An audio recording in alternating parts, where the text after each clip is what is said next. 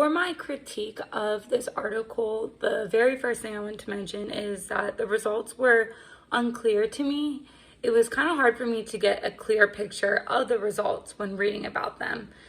Just basically the terms were extremely technical and I had to look up what each thing meant, which I get that for a study, but that's just what I struggled with.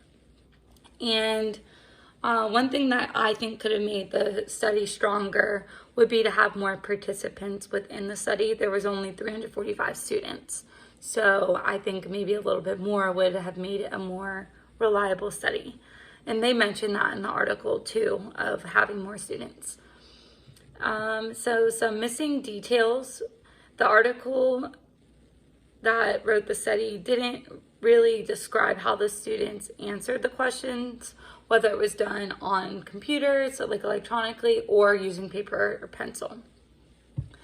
And so my main thing from my teacher perspective and a future educator to be was that the main aspect that I think could have discussed more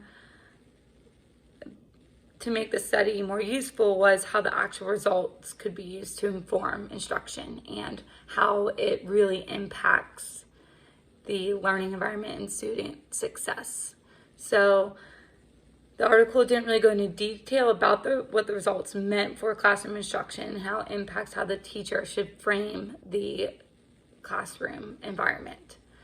It would have been more helpful, but it was still an interesting survey to read, and I would like to try and find more surveys by class maps that has a better conclusion on how this impacts instruction.